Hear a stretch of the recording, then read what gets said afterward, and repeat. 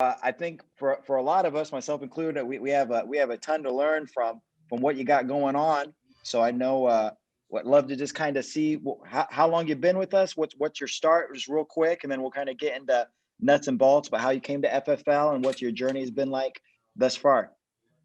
Yeah, it was interesting is I was with the company before, and I had left, been promised the world by another IMO, and then I came back in it was July of 2019, and then Okay. I really started building in October. So it's been a little bit more than a year to kind of get to where we are right now. So we went Okay. from one agent, just myself, to right now. Last month we had 79 writing agents. It took 12 months to be able to get up to those 79 writing agents doing a half million Wow. dollars a month. And I want to thank you guys, and really thank you, Ivan and Wayne, for having me on the call. I really appreciate it. It's definitely a humbling experience because, I myself, being with the company for so long, have been on so many of these calls and listened to people like Ivan and Wayne do so much training. So it's awesome to be invited to be able to speak to you guys. Oh, awesome. That's so you've had this growth in pretty much a year. 79 riders and 500,000. That's incredible. What has that been like for you? Have you was it a good chunk of warm market people you knew from being in the industry so long? Was it all cold market? How'd you get there? What was that growth like? I find like the easiest way to build has got to be warm market. You're going to surround yourself with four or five people that are warm market, because once you have a group of people that all kind of believe what you believe, and they're trying to accomplish the same goals as you, and you have this small group of people that you're able to push each other, from there, then you can start hiring cold market. But I think it always just starts out kind of with that, with warm market. And after 4 or 5 months, we really started tapping into cold market, but we only recruit and talk to cold market people only to get to their warm market. We'll Sure. have one person come in, and then we'll start talking to them and bringing in their warm market. So that's the only reason why I can see a reason to do cold market hires, is just to get to their warm market. Sure, sure. Yeah, I've experienced that. I mean, what you just said right there, I mean, that's where my growth came from. Just friends of mine, and then their warm market. Just like you Absolutely. said, friends that I knew personally, and then I don't know if anyone was going through the numbers. I had a guy first week, Ben Jackson, that was a friend of a friend. A guy came in and he's crushing it. He did 12K last week, and he told his buddy who was doing a small pest control business. He's like, "Hey man, this is what I'm making. How about you come on in and give this a shot? First full day in the field, or second first full day in the field, wrote 6K." Wow. And so that's not someone I even knew, just a friend of a friend. So I found that very true. So you spent about 4 or 5 months with, is this people from the industry or friends that you've just known for a long time that you thought would be good? They were all non-licensed agents, so it was just people that I knew. Okay. And what I found too, and Sean preaches this all the time, in order to really start growing and building, you yourself have to produce at a high level, because when you bring those people in, you want to be able to set the example and show them how to do it. When I came back by myself with no team, the people that I did hire, we were working 7 days a week, Hmm. because I knew what it was going to take to be able to get their production up. And the only way to do it was to set the example and produce at a high level. Because if you're Right. not producing, and you don't know how to do 30, 40, $50,000 a month, if you're not doing it yourself, you can't hire people and teach people how to do it.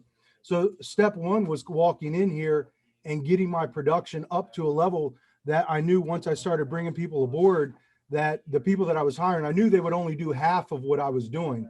So I knew if I was doing 40,000 a month, I'd be able to help them do a minimum of $20,000 a month. We were able to hit vice president in 90 days with just 7 agents. So at this Wow. point, I always produce to people, or I always talk to people and say, this is what you should do.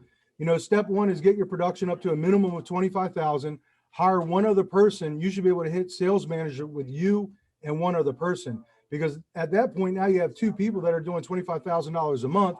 Now you're setting Right. an example to be able to hire and start bringing in more people. And once that culture is set, it's easier to start building when people start coming in, because it's kind of what's expected from the people in the group. So that's how we were able to do it. 100%. And that's almost word for word advice I was given from Ivan, himself. And I think when I was at that conference where I did briefly meet you, I think we were watching John Wetmore, and he kind of had his graph from where he started, and he was just writing so 10, 12K a month, and he would bring people on. He'd bring 3 on and 3 fell off.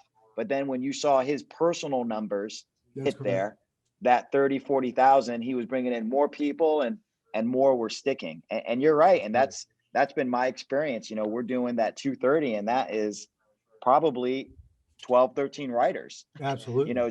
just people. And I mean, that's what separates this from MLMs, things like Primary. I know everyone's talking about their entrepreneurs, but other thing where people are coming on and they're broke, you kind of got to sell them the dream because it doesn't make sense. This makes sense on its smallest portion. You can come in, not never hire, and make great money. Absolutely. And that's really just all you want people to focus on. Just come in and make money. So yeah, that's great advice. So you did that with warm market. How did you break into cold market and go about tapping into their warm market? The easiest way to do it is we run a lot of Facebook ads. And if you want to look at ads that someone's running, if you go to their business page and you scroll down, it says info about the page or whatever. You can go in and look at the ads that a particular page is running. So anyone, you could go into like my page, which is joinffall.com, and you can look at all the various ads that I'm running. But we Mm-hmm. started posting those up, and I hired a recruiter, and all those leads that are coming from those ads are going directly to her, and she started hiring a lot of cold market off of that. From Okay. there we started using other companies are pretty much doing the same thing. We have another company, AMG, where we're buying a lot of leads from. But really, to get to that level, I had to hire a recruiter to be able to do that, because I could only do so much. I would call people in Sure. between appointments and so forth. But in order to be able to call more people, I had to hire a full-time recruiter to be able to do that. To where now we have a full-time recruiter and a full-time contracting person. And we have, those ads cranked up every single day. We don't turn them off. So right now we're doing a lot of warm market and cold market recruiting. Sure. And I have 2 questions associated with that. First one is, so you got someone in their cold market, they got them in, and I assume the first thing obviously is get them writing, start making money. At what point with that person do you start putting it in their mind, or do you let FFL kind of do its own thing as far as getting into their warm market, or are you doing that right away? Are you waiting until they're having money hit? How do you go about that? If the person is licensed and they're coming from another company, I immediately talk about it, because generally when you hire a licensed agent, you hear about all the horror stories that they have where they're coming from. So my first question to them is, who else do you know? Who else have you left behind that kind of would be looking for the same opportunity that you were looking for? And that's like immediate right out the gate. I mean, we hired a woman the other day from a company. I won't name the name, but that was the first thing that I asked her. Then next thing you know, she has 8 people that she brings on board. And then one of those people come into the office, and I say, well, who else do you know? And she goes, well, my upline. I say, well, let's talk to your upline. And then the upline comes in. And as soon as he comes in, the next thing I do is just say, who is your upline and who else do you know?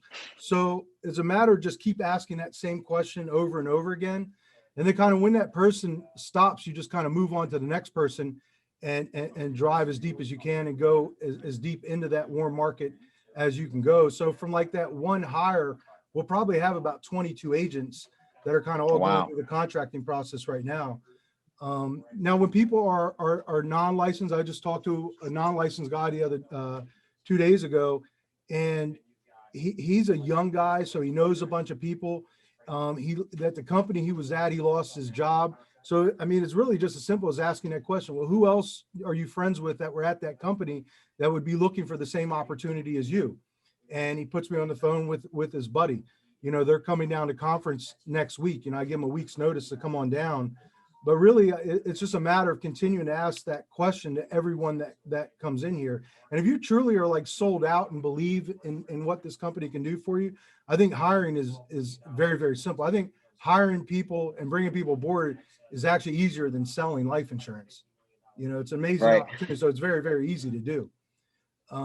When I talk to people and really give people my story about leaving the company and then coming back, and then within 12 months being able to grow an agency from zero to $500,000, you know, what I explain to people is it's not me, it's the amazing company that we all work at.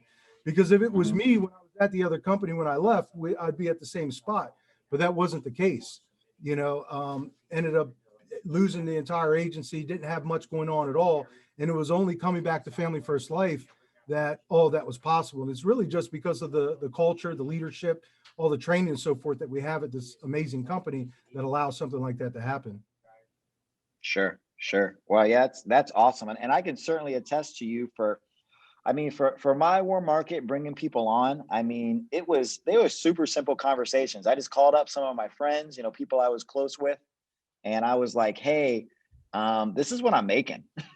Like, just so you guys know, like, this is what I do. Like, I'm buying these leads. I just told them the whole thing. Like, I buy leads. I told them how much I was spending. I was like, I spend, you know, 15, 2 grand a week. You know, I write, or like this last week, I wrote 16,000. You know, this is how much is hitting my account right away. This is what my back end looks like. And I show them my bank account. I Yeah, show them my absolutely. deposits. Like this is what's going on. And I brought 4 or 5 of my really good friends on, literally just like that. You That's know, and they're awesome. like, well, shoot, well, let's get on there. And so I love that what you said about when people are already, so when someone comes on and they're already licensed, they already know the whole game. They know Absolutely. insurance, and the reason they left that other place is because it was awful. You know, Yeah. they weren't making money typically. You know, that's usually the number one thing. I'm like, hey, who is grinding over there that would love it? And so you're just hitting those right away. You're not even waiting for that person to start hitting the ground. You're just like, hey, this is what we're doing over A- here. So that's Absolutely. great. And what I found too is when you have someone come aboard and they bring on a friend or someone that they know, you generally will have a better retention rate with that agent because they're here, they have a buddy here, they're almost kind of competing against each other. And if one is kind of having a rough time, the other one will generally, you know, should be working and things are working out for them. And really what I find is that when you know, when they bring someone else on, it both of them will start doing you know, both of them will start producing. So that's why I like doing that as well. I always try to bring someone on with a buddy. Definitely you'll get more out of it and get a better retention rate with the people that you have. So it's Yeah. another great Well, way to do it.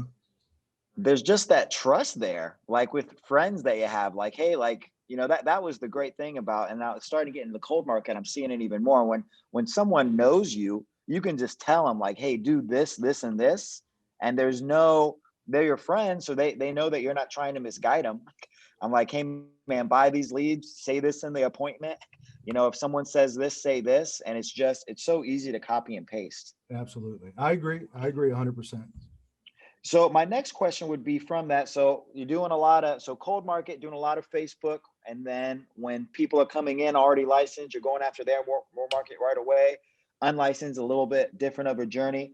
But you said the main reason that you're able to do that uh, with running as much as you are in writing is because you had a full-time recruiter. Now, can Absolutely. you, for people who are looking into that, and that's me at this point, how does it look finding that person who became your recruiter? Are you doing warm market? Are you doing cold market? And then what are your expectations? How are you setting up their schedule? And if it's not too personal of a question, just to give people an idea around what are you paying that person? You know, bringing in, obviously getting, wanting to get quality. I think what everyone does is they first hear that someone has a recruiter and it seems overwhelming at first, but I always say do everything in kind of baby steps. You know, when I hired this person, I brought him in at $15 an hour. And quite honestly, she was only working 10 hours a week. Because I was doing so much recruiting myself, all I did was just simply train her what I did. So if you're good at doing something, you can train someone else at doing it. It's the same thing as like when you have an admin. If when you bring someone in, all you do is just simply show that person everything, all that work that you need to offload to them. So when this recruiter came in, I said, hey, here's the leads that I'm buying. Here's what I say. Here's what I do. I need you to do that same thing for, you know, 8 hours a day, 2 days a week at first. And I actually think she was like 3 days a week, whatever it came out to. It was like 15 hours a week that she was working. But then slowly, it didn't take actually very long. At the end of that first week, she was like over those 15 hours. And I said, hey, if you're working and we have people coming in, go ahead and work what you need to work. It only took like a month and a half to where she was at 40 hours a week, to where now we actually need to hire another person because she's putting in 100 hours every 2 weeks. So things will start to take off. But rather than just trying to bring someone in full time and try to keep them busy for 40 hours, just simply offloading what you're currently doing and just give them 10, 15 hours a week. Starting them out $15 an hour. Because I think everyone always wants to hire people at $10 an hour, but if you hire someone at $10 an hour, you're going to get a $10 an hour person. At this point, Right. she's at $20 an hour. She's probably worth, $75,000, $80,000 a year, and she's going to have to get a raise soon because she's doing such a phenomenal job. But I think you have to start somewhere. Everyone wants to wait until they have the perfect schedule, the perfect system, and all these different things in place for that person. But just getting that person in, and even if it's doing everything manually by handing them paper leads and so forth to call, where now all of our stuff is automated. We do a lot of stuff with Zapier and a lot of stuff with Airtable, which is nothing more than like a glorified database and spreadsheet kind of combined, and it automates a lot of tasks. But all those little things kind of evolved. That whole system evolved over time to where now, it's funny, right before this call, we're on a new system called Agentic Pro that everyone is moving into, that automates a lot of these different tasks for hiring people. All the Facebook leads flow into there, and then it notifies the recruiter, and then the separate contracting person gets notified of certain steps. But all this stuff has kind of evolved over time. And then the system was put together very, very slowly, where now everything's in place and doing what we need to do. And now by like installing this new software, Agentic Pro, it will put all that stuff together and kind of, make all this automation a lot easier. So I always Sure. recommend just start out slowly, and then things will just naturally evolve, over time by doing it. Wow, I love that because you make it so easy to replicate, and I'm sure you already realize this, but it's clicking in my mind as you're saying it. The same way that you trained your recruiter is the Mhm. way that you train your agents. You're like, hey, I'm writing 25 a week, or 25 a month, let me train you how to do 25 a month. And you let that growth happen organically. You brought in a recruiter, you had that person just watch you, listen to you, do exactly what you were doing, and you let that grow. It's obvious you didn't have all the answers, coming in, and you just let it happen. And as the need grew, you adapted to it. So That's that's so correct. easy to copy.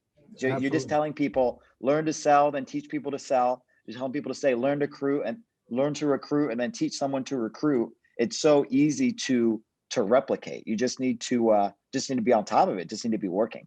What's funny is it all comes down to selling. When an agent comes and they go, well, I want to build my agency. How do I build? I'd say sell more insurance. Because if you sell more insurance, you're able to pay your employees, and then the people that come in are able to produce at the higher level where you're at. So it's like there's always two answers to every question. It's either sell more insurance or hire more people. And really that's what it comes down to. If you want to build a bigger agency, hire more people. If you want to hire more people, sell more insurance. Everything really comes down to that. Right. And I mean, and when you're doing that, it's so funny because you're literally doing the exact same thing that Sean Mike did to start this company. I heard him talk about, he's like, when I started this agency, he's like, we had nothing.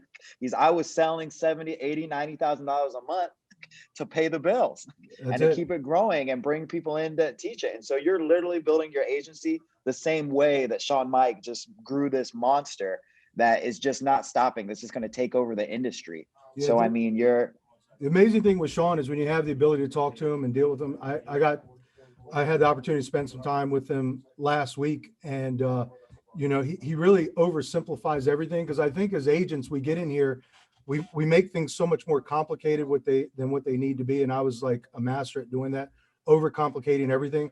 But when you listen to someone like him and he oversimplifies everything, it just makes everything easy to understand, and it really makes it so it's not so overwhelming. And really, it shouldn't be, because what we have is a very simple business.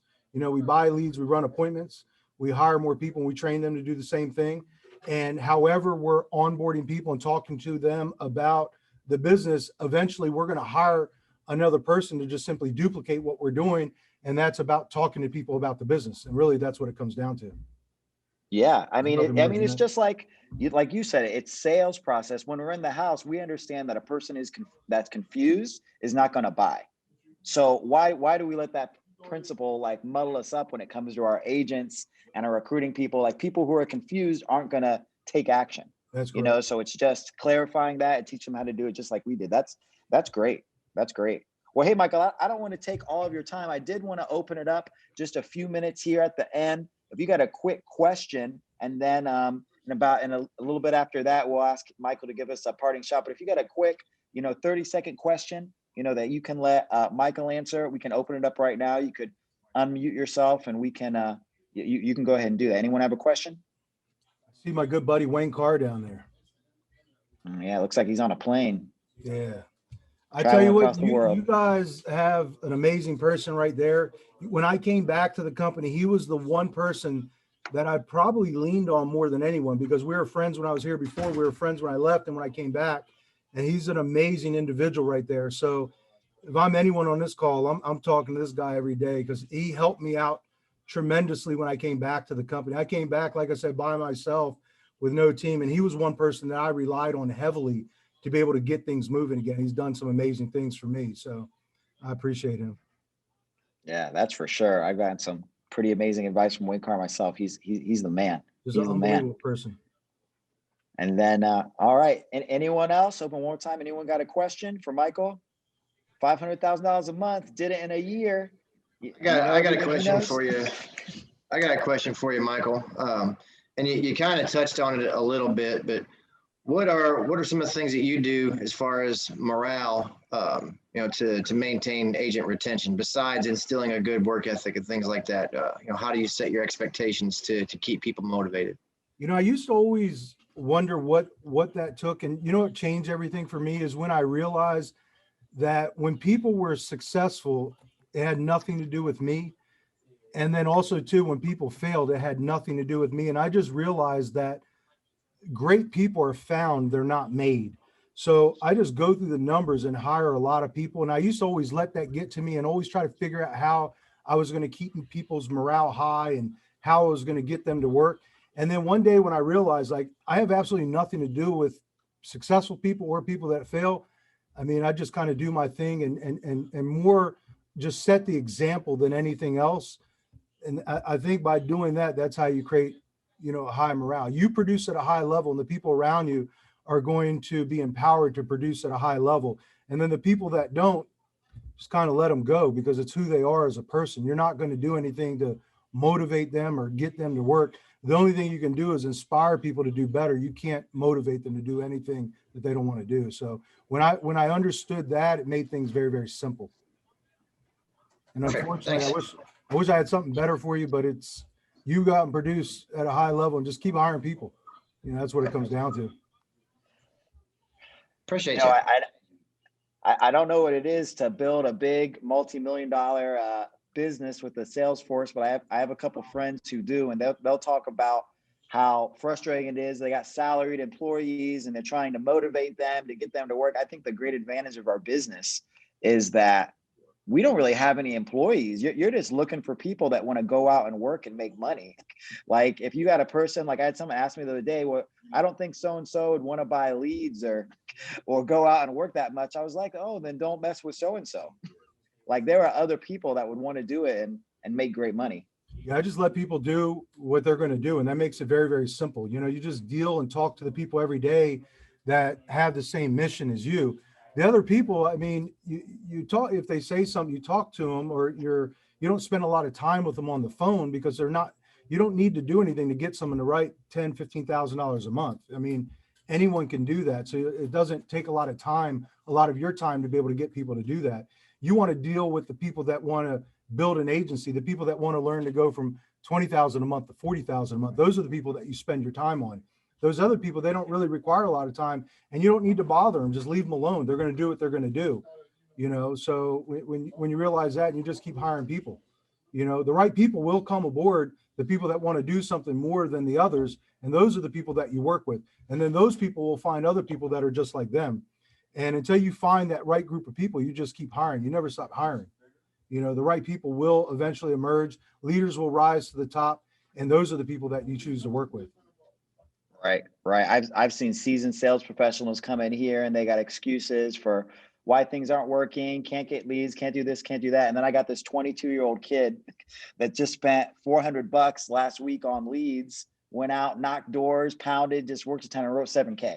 That's it. You know, it like you're just looking for that guy. Like that, I couldn't give him that. You're looking for him. Yeah, that kind of stuff takes all the excuses away when you have someone like that. You know, and those are the people that you're looking for.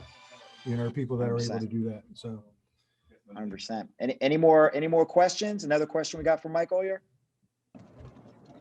I got one. I know I always ask questions, but real quick, can you retouch on how you would speak to someone's upline, like former upline, once they get onto your team? When like the situation I had a couple weeks ago, I asked her, you know, who was your upline there, or is anyone else looking to move? And she was like, well, he's not. I mean, I just talk to people. I guess the way that I talk and recruit to people is just like I'm in a home. I'm not really a salesperson per se. I just kind of talk to people and have conversations, just like we do when we're in our house. We don't really sell people when we're in front of them. We just ask a lot of questions. So when that person's, you know, I'm on the phone with them, I'm just asking them questions. It's very simple though, too. It's not a hard thing to do when someone's at a 50% contract and you're offering them 90%, 100%. That's really not a sale.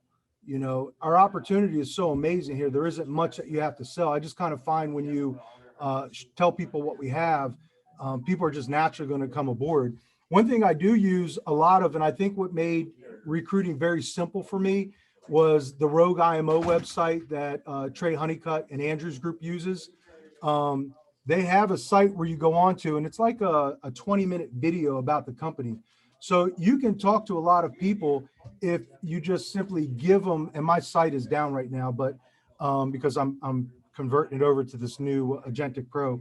But mine, I would give it to you, but it's not connected. But all I would do every day is I would talk to 5 or 6 people and I would say, go to this website, watch the video, and call me back with any questions. Because when you call to recruit people, they'll have a million questions. And then what will happen is you'll be on the phone for like 45 minutes answering questions. You're only one person. You can't do that all day long. So I would talk to them for about 3 minutes, and I would say, watch this video and then give me a call back. And what's cool about the Rogue IMO website is when you go to it and they log into it, you get an email showing that they logged into it. And then after they watch the video, if they like what they saw, they put in their info and you get another email. So at that point, when you get that email, you know that they've completely watched the video from beginning to end and they are interested in what, you know, in the company.